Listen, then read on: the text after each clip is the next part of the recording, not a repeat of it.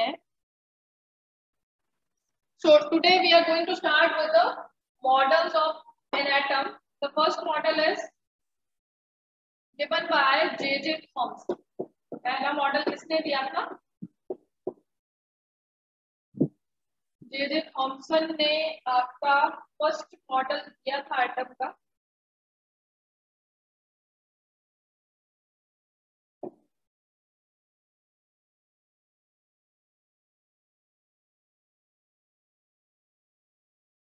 और उसने क्या बोला था, कौन बताएगा?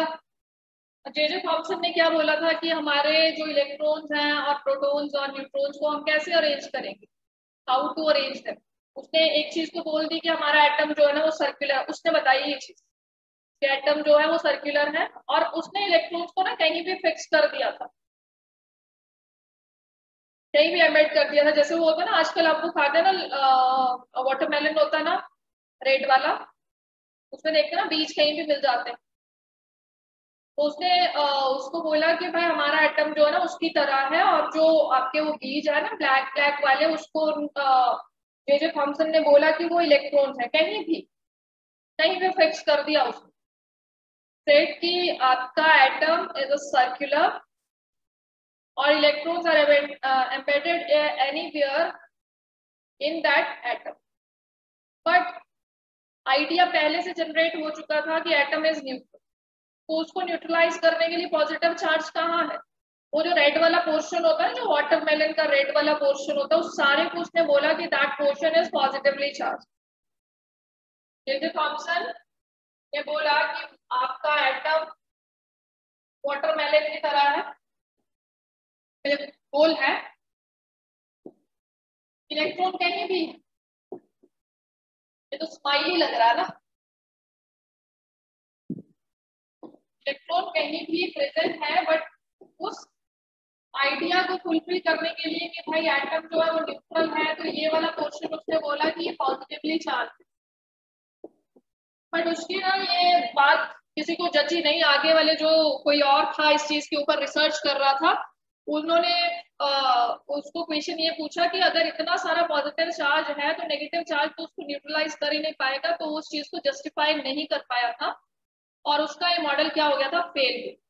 ज्यादा डिटेल में नहीं जाएंगे, पढ़ के आए आप इस चीज को। और अगर पढ़ना चाहते हैं तो आप अपनी किताबें लीजिए और वहां से पढ़िए इस चीज, क्योंकि ये वाला मॉडल तो क्लियर है, छोटे बच्चों को पढ़ाया जाता है 9th लेवल की। ठीक है कि J.J. थॉमसन का मॉडल है, और उसने बोला था कि ये वाटरमेलन की तरह दिखता है, वाटरमेलन मॉडल भी कह देते हैं। ठीक है, एंड ये नेगेटिव चार्ज है, और जो रिमेनिंग जो रेड वाला फ्लेशी सा मटेरियल होता है that is positively charge. Clear है? बट फाइनली एंड तक आते आते उसका ये मॉडल फेल हो गया। किसी ने उससे क्वेश्चन, जैसे हम कोई भी रिसर्च करते हैं ना, तो हमें अपने पेपर्स वगैरह प्रेजेंट करने पड़ते हैं, मतलब कॉन्फ्रेंसेस वगैरह होती है, वहां पे पेपर प्रेजेंट करने पड़ते हैं, और फिर वहां से कोई क्वेश्चनिंग आपको अराइज हो जाए कि ऐसा क्यों हुआ और आप उसका आंसर ना दे पाए, तो वो चीज क्या हो जाती है, स्टार्ट हो जाती है। आपको फिर से उसके ऊपर काम करना पड़ता है कि उसने मुझसे ये क्वेश्चन पूछा, मुझे इस चीज को क्या करना है, प्रूव करके दिखाना है। क्लियर है? वो नहीं कर पाए, खत्म, उसकी कहानी यहीं पे खत्म। अब रदरफोर्ड आ गया। ठीक है, आपने देखो ना कल के लिए क्या करना है, एक तो J.J. थॉमसन मॉडल डिटेल में पढ़ना है कि वो क्या कह रहा है। और ये कौन है बच्चा? वरुण, आज मैंने क्लास में नया देखा है। आप तो जरा अपना कैमरा ऑन करो, फिर चलते हैं आगे, क्लास पढ़ाते हैं। वरुण 2791।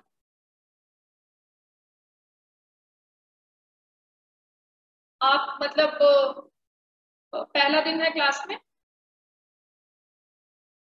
No ma'am. तो कैमरा के लिए मुझे रोज बोलना पड़ता है कि ऑन करिए। देखिए, जब मैं ना फोन से क्लास लेती हूँ, मैं आपको कभी भी नहीं कहती हूँ कि कैमरा ऑन करो, कहती हूँ? No ma'am. मैं लैपटॉप से ले रही हूँ ना, मुझे एक्चुअली दिख रहे हैं आप लोग सब, तो मैं भी चाहती हूँ कि अगर हम दिख रहे हैं उसमें फोन में, तो मैं भी ऑन नहीं करती, क्योंकि जब स्क्रीन शेयर हो जाती है आपके साथ, तो ना तो आप दिखते हैं ना हम दिखते हैं। यहाँ पे मैं दिख रही हूँ, मैं खुद को मैं भी दिख रही हूँ ना, आप भी दिख रहे हैं मुझे, तो मैं चाहती हूँ कि सब लोग ना ऑन रखें। ठीक है? Yes ma'am. दूसरे मॉडल की बात करते हैं। अगला वाला मॉडल दिया भाई रदरफोर्ड ने। ये थोड़ा सा ध्यान से समझेंगे। बाकी आपको मैंने क्या कहा, अभी बीच में बात छूट जाती है मेरी, आधी बात बीच में छूट गई। आपने जे थॉम्सन मॉडल डिटेल में पढ़ना है और उसकी ड्रॉबैक्स भी पढ़नी है कि वो फेल होने के पीछे क्या कारण थे। क्लियर? तो अगले वाले पे आ जाए। अब वो फेल हो गया, अगले वाले ने उसका थोड़ा सा आइडिया उठा लिया और फिर अपना जो रिसर्च वर्क था वो आगे बढ़ाया। रदरफोर्ड ने राइट, उसने क्या किया, उसने वो वाला आइडिया तो उठा लिया। उसने बोला कि भाई वो जो कह रहे हैं जे थॉम्सन की आपका एटम जो है सर्कुलर है, वो वाला आइडिया इसने उठा लिया। उसने बोला कि हाँ भाई सर्कुलर, उस पर उसने कोई काम नहीं किया। देखा होगा उसने थोड़ा बहुत उसको, तो वो आप उसको सर्कुलर ही लगा, तो उसने वो वाला आइडिया कहाँ से ले लिया, जे थॉम्सन के मॉडल से ले लिया, क्योंकि जे थॉम्सन इस चीज को प्रूव कर चुके थे कि आपका जो मॉडल है दैट इज सर्कुलर। रदरफोर्ड ने बोला कि भाई हाँ वो सर्कुलर है, बट कुछ चीजों पे वो डिसएग्री थे, कुछ बातों पे जे थॉम्सन की कुछ बातों पे वो डिसएग्री थे, उसको वो प्रूव करना चाहते थे। अब उसने क्या किया, रदरफोर्ड ने एक गोल्ड का शीट लिया, एक थिन सा शीट लिया, पतली सी शीट थी। अब ये पतली सी शीट आप जो है, ये पतली सी शीट उसने ली, उसमें क्या है, नंबर ऑफ एटम्स, बहुत सारे नंबर ऑफ एटम्स है, ऐसा नहीं कि एक एटम। इस नंबर ऑफ एटम्स, इस छोटी सी शीट में बहुत सारे छोटे छोटे एटम्स हैं, इसके गोल्ड के, किसी और के नहीं, गोल्ड। अब उसने इस शीट को बम्बार्ड करा दिया इस चीज के साथ, अल्फा पार्टिकल्स। अब ये अल्फा पार्टिकल्स क्या होते हैं, पहले इस पे बात कर लेते हैं कि अल्फा पार्टिकल्स आर व्हाट।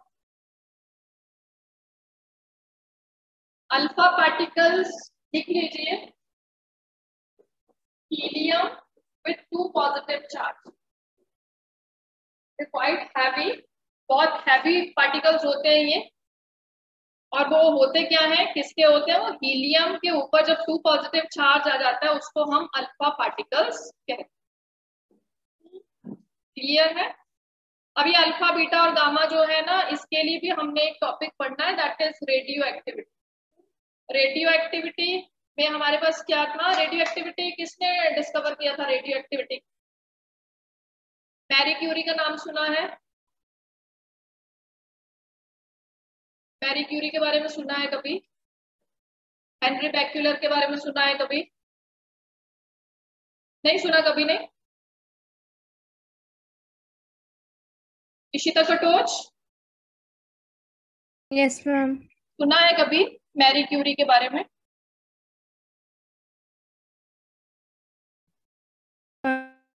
नहीं सुना है? चलिए उसके बारे में भी सुनाएंगे आपको, बट आज सिर्फ आप ये जानेंगे कि अल्फा पार्टिकल्स याद रखना है क्या होते हैं, हीलियम विथ 2 पॉजिटिव चार्ज।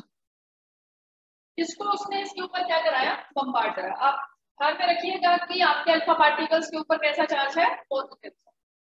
अब अपना एक कोई पर्टिकुलर एटम यहाँ से उठा लेते हैं, उसके बारे में बात करते हैं कि हमारे पास एक एटम था, अल्फा पार्टिकल वो बम्बार्ड करा रहा है, इस तरह से एक गन थी उसके पास, उसने पकड़ा हुआ था, उसने अल्फा पार्टिकल्स की क्या करा रहा है, बम्बार्डिंग करा रहा है। ऐसे कर रहे हैं गन चलाते हैं, मिलिटेंट्स वगैरह देखे आपने, अच्छा शूट करते हैं ना, तो वैसा ही चल रहा था। और उसने क्या किया, बहुत सारे नंबर ऑफ अल्फा रेज जो है वो बम्बार्ड करी इसके ऊपर इस तरह से। अब क्या होता है, वो क्या ऑब्जर्व करता है, वो ये देखता है कि मैक्सिमम जो अल्फा रेज है ना वो सीधी निकल जाती है वहां से, मैक्सिमम अल्फा रेज वो उस एटम को क्या कर जाती है, क्रॉस कर जाती है।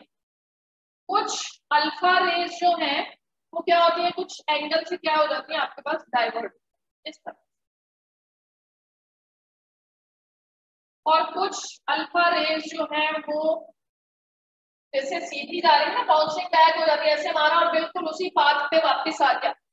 वैसे होता है कि यहाँ जाती है और यहाँ से सीधे उसी 180 डिग्री एंगल पे क्या आ जाती थी, वापस। वो कुछ फ्यू, 99.9% जो अल्फा पार्टिकल, अल्फा रेज थी वो सीधी की सीधी निकल गई एटम को क्रॉस कर।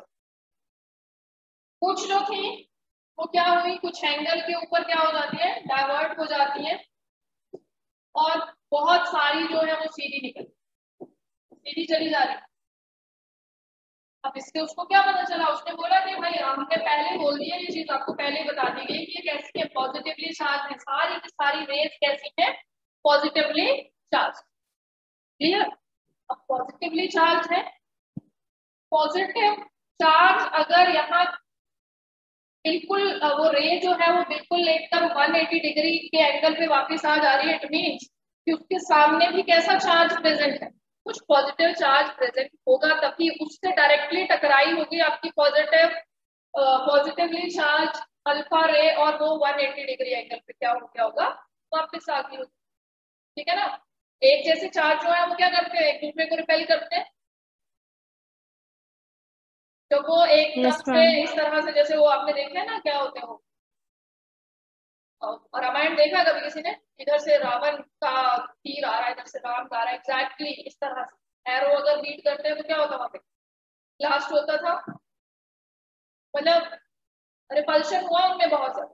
तो वही सेम चीज यहाँ पे है कि एक पॉजिटिव रे जो है वो पास हो रही है, यहाँ पे अगर डायरेक्टली वो पॉजिटिव किसी सेंटर से टकराई होगी तभी वो बिल्कुल 180 डिग्री के एंगल पे क्या होगी रिपेल। क्लियर है। बाउंस बैक आ गया है, वो पीछे आ गई है।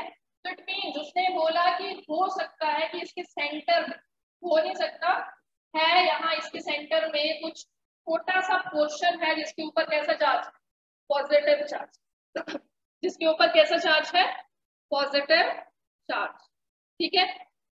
अब इसके लिए तो हमारे पास इस ऑब्जर्वेशन के लिए तो क्लैरिफिकेशन आ गई कि ये वाली रे जो थी डायरेक्टली आपके किसी ऐसे सेंटर से टकराई है, ऐसी चीज से टकराई है जिसके ऊपर पॉजिटिव चार्ज।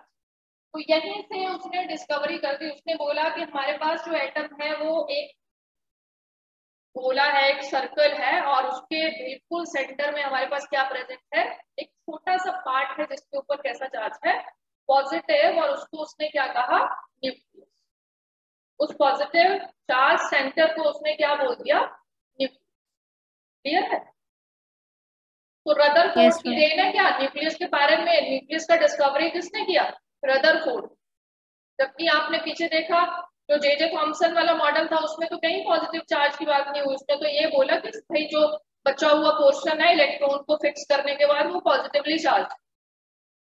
क्लियर है। पर हमें इस चीज को भी क्या करना था, जस्टिफाई करना था कि एटम जो है वो नॉर्मली न्यूट्रल है, पॉजिटिव और नेगेटिव बराबर होना चाहिए, वहां पे नहीं कर पा रहा होगा वो ना। अब क्या हुआ, रदरफोर्ड ने क्या किया, एक शीट लिया, उसमें शीट में से हमने जो ऑब्जर्व करना ना, वो सिंगल एक एटम को उठा के हमने ऑब्जर्व किया कि अल्फा रेज उसमें से पास हुई, मैक्सिमम जो थी 99.9% वो सीधी निकल गई। इट मीन्स कि इनके रास्ते में कोई चार्ज एटम नहीं है, जो चार्ज एलिमेंट नहीं है, ना पॉजिटिव है ना नेगेटिव है, मतलब मैक्सिमम पोर्शन जो है आपका एटम का कैसा है, एम्प्टी है, खाली। ठीक है। जो आपका न्यूक्लियस है और जो इलेक्ट्रॉन रिवॉल्व करते हैं उनके बीच में जो पोर्शन है वो सारा का सारा कैसा है, खाली। अब इसके लिए भी जस्टिफिकेशन आ गया कि ये वाली जो सीधी रेज निकल गई है वो क्यों निकली है, क्योंकि मैक्सिमम पार्ट जो है वो खाली है।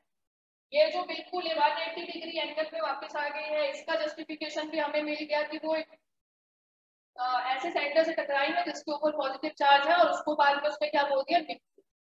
तीसरी चीज, ये जो कुछ एंगल के ऊपर डाइवर्ट हुई, कुछ एंगल से डाइवर्जन हुआ है, इसका मतलब ये है कि हमारे पास जो रेज है वो किसी ऐसे सेंटर के पास से गुजर रही है जिसके ऊपर पॉजिटिव चार्ज है। जैसे मान लीजिए यहाँ पे पॉजिटिव चार्ज है, ये रे इसके पास से गुजर रही है, तो इसमें क्या हो गया, डिफ्लेक्शन हो गया।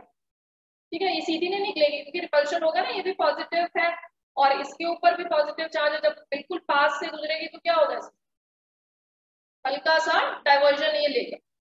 Is it clear.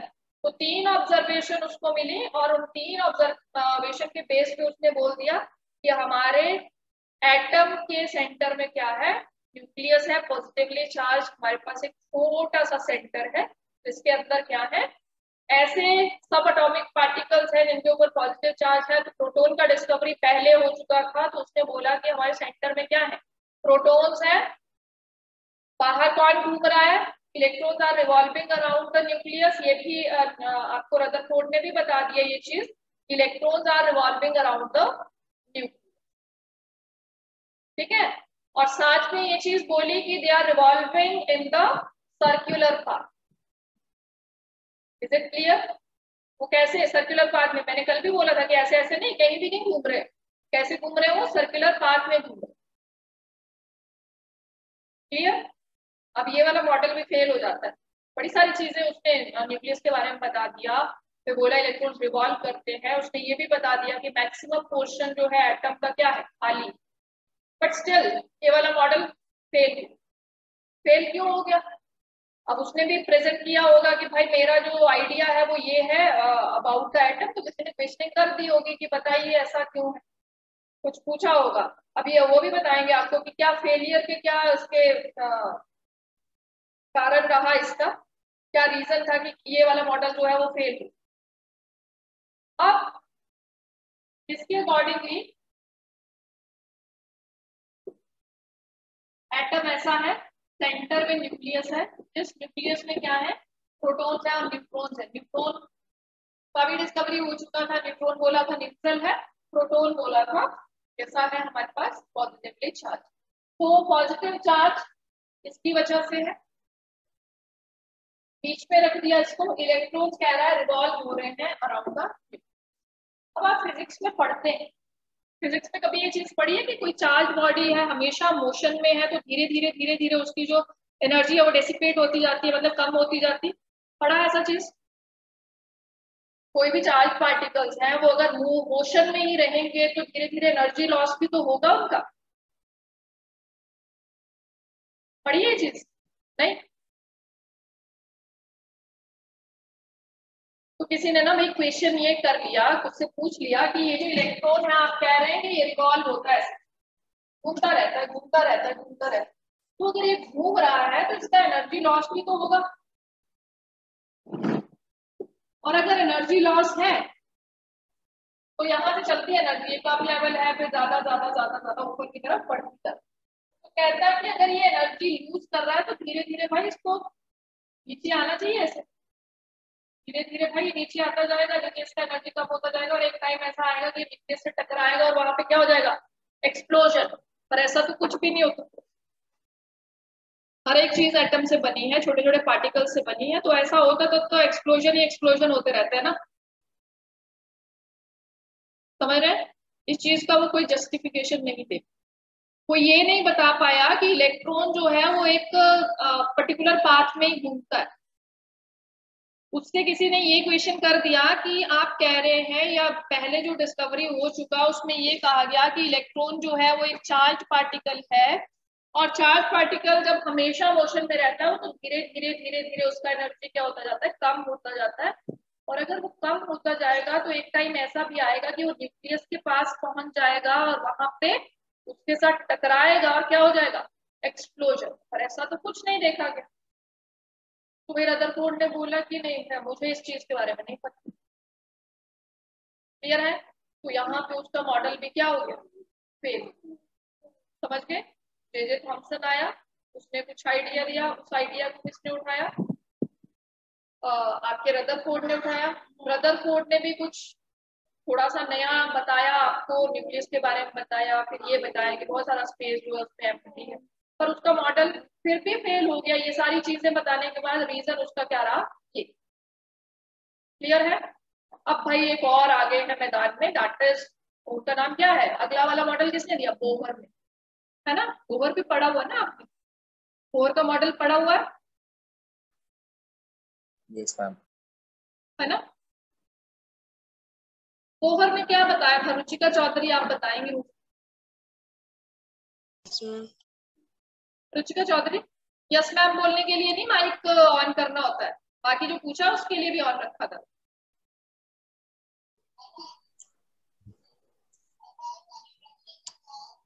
कहाँ चली गई आप?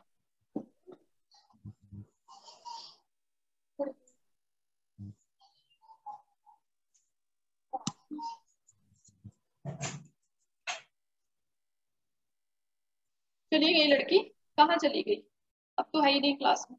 ये रुद्रांश सुपैया कौन है भाई, जरा कैमरा ऑन करें, हम भी देखें आप कौन है, पहली बार देखा आपको क्लास में। रुद्रांश सुपैया।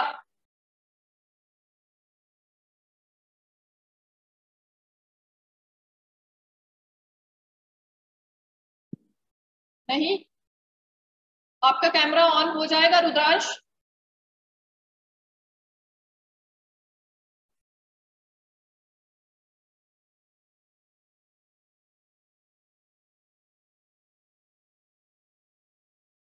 अगर कोई दिक्कत है तो मुझे चैट बॉक्स में मैसेज भेजिए कि मैडम हमारा कैमरा ऑन नहीं हो रहा है, अदरवाइज मैं क्लास से बाहर कर दूंगी।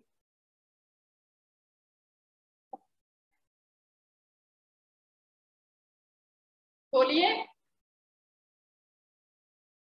ना तो आपका माइक ऑन हो रहा है, ना तो आपका कैमरा ऑन हो रहा है, फिर किस लिए क्लास में। एक अंशुल क्या बैठा हुआ है सलैया, इनका भी शायद ये पीसी से यूज करते हैं आप लोग। चलिए अगला मॉडल देखेंगे। ये पता चल गया क्या क्या इसने बताया आपको, क्या क्या इसके रिजल्ट्स थे और क्या इसकी ड्रॉबैक है। रदरफोर्ड ने अपने जो इस मॉडल को ना जैसे सोलर सिस्टम होता है उसकी तरह कंसीडर किया था कि ये जो बीच में न्यूक्लियस है ये सन है और जो इलेक्ट्रॉन है वो प्लैनेट की तरह क्या हो रहा है इसके अराउंड रिवॉल्व। ठीक है, सोलर सिस्टम की तरह, तो सोलर सिस्टम में तो ऐसा होता नहीं ना, प्लैनेट्स आर नॉट, प्लैनेट्स जो है वो चार्ज बॉडीज नहीं है ना, प्लैनेट्स चार्ज बॉडी है।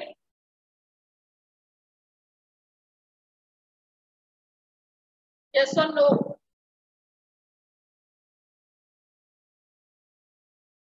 कुछ भी नहीं बोलते मतलब न्यूट्रल बैठे हैं।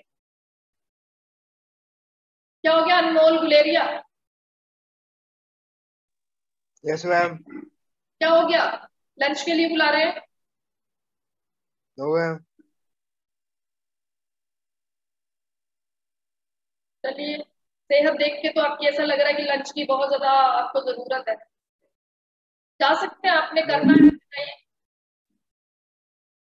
चलिए आगे देखें, बोहर का मॉडल देख लेते हैं आपकी, बोहर ने क्या बोलना चाहा था आप बताएंगे मुझे, आपने बोहर का मॉडल में पढ़ा हुआ है ना, Bohr's model of an atom. चलो मैं समृद्धि, आप बताएंगे मुझे कि बोहर में क्या क्या, आपके पास क्या क्या पॉस्टुलेट्स थे बोहर्स के मॉडल में।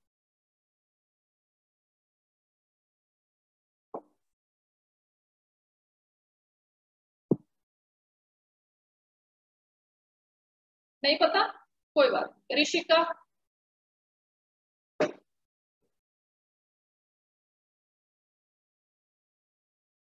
ऋषिका 411 बताएंगे।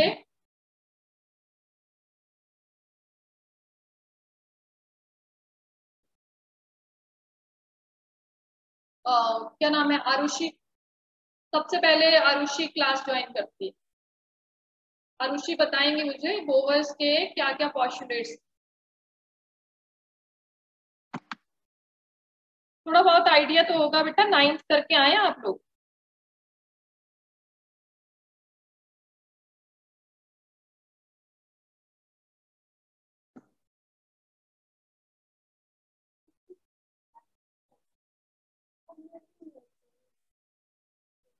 किसी का भी मतलब माइक ऑन नहीं हो पा रहा है, कहाँ पे ये बच्चा बताएगा सिर्फ, मुझे लगता है आयुष, आयुष शर्मा है क्लास में। Yes ma'am. चलिए बताइए, बहुत गुस्सा आ रहा है आपको, बताना नहीं चाहते तो मत बताइए, गुस्सा तो नहीं आ रहा, पता है बोवर्स के पॉस्टुलेट्स पता है थोड़े बहुत। Yes ma'am. चलो बताओ फिर, है ना।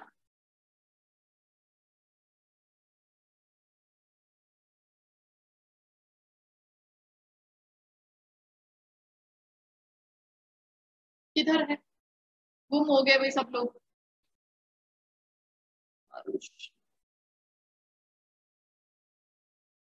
चलो भाई दिशांत बताए।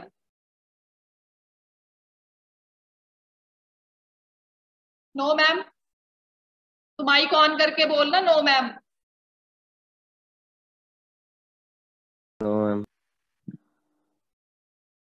अब कौन बचा? सृजन।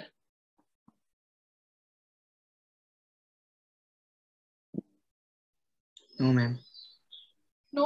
अच्छा, अंश जग्गी। No ma'am. आयुष शर्मा, कहाँ चले गए थे आप?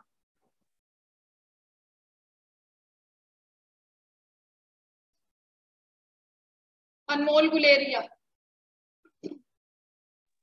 No ma'am. 9th करी है तुमने कि सीधे +1 में एडमिशन लिया की है 9th आप लोगों ने? बोलो आयुष। Yes ma'am. बोलिए, कहाँ चले गए थे आप? तो फिर चला गया। अब कौन बचता है? कोई नहीं दिखाई दे रहा। ये रुचिका चौधरी भी भाग गई थी जब मैंने इसको पूछा था। रिंशु चौधरी बचा अब, है ना? Yes ma'am. बताओ, पढ़ लिए? एनर्जी ऑफ एनर्जी की बात तो बाद में करेंगे, एनर्जी की बात नहीं करनी अभी, पहले उससे पहले बड़ी सारी बातें हैं। एनर्जी की बात बाद में। आपको वो वाला पॉस्टुलेट दिखा हो ना, एनर्जी वाला? अच्छा चलो बताओ, एनर्जी वाला बताओ। मैं energy of an object change with the time. अच्छा, क्या बोला? समझ आ गया आप लोगों को? अब ये भी दिया। चलो कोई बात नहीं, हम बताएंगे आपको कि बोहर ने क्या बोला था। बोहर ने पहली चीज तो ना शेल्स की बात की थी। जो पहला पॉस्टुलेट था ना उसका शेल्स के रिगार्डिंग था कि हमारा जो इलेक्ट्रॉन है वो एक फिक्स्ड ऑर्बिट में घूमता है, एक फिक्स सर्कुलर पाथ में घूमता है, जिसको हम ऑर्बिट कहते हैं। क्लियर है? और ऐसा नहीं है आपके पास जैसे जैसे डिस्ट्रीब्यूट किए जाते हैं ना इलेक्ट्रॉन्स, तो नंबर ऑफ शेल्स होती है हमारे पास एटम के अंदर। ऐसा नहीं कि सारे के सारे इलेक्ट्रॉन एक ही शेल में या एक ही सर्कुलर पाथ में भाग रहे हैं। मान लीजिए किसी एटम के पास 50 इलेक्ट्रॉन है, तो 50 के 50 इलेक्ट्रॉन एक ही शेल में थोड़ी घूमेंगे। तो उसने बोला कि हमारा जो एटम है उसमें नंबर ऑफ शेल्स होते हैं, और वो नंबर ऑफ शेल्स कैसे आपके अरेंज होते हैं? According to their increasing energies. जो न्यूक्लियस में सबसे पास शेल है उसका एनर्जी सबसे कम है, उससे ऊपर वाले का थोड़ा सा ज्यादा है, फिर और ज्यादा, फिर और ज्यादा, फिर और ज्यादा। तो इस तरह से आपका जो इलेक्ट्रॉन है वो उन शेल्स में घूमता है। और वो कब तक उन शेल्स में रहता है? वो जो रदरफोर्ड नहीं बता पाया ना कि भाई वो चार्ज बॉडी है और वो नीचे आ जाएगा, पर बोहर ने जो अपना रिसर्च करा उसके बारे में, तो उसको ये पता चला कि इलेक्ट्रॉन उस फिक्स पाथ में तब तक रहता है ना जब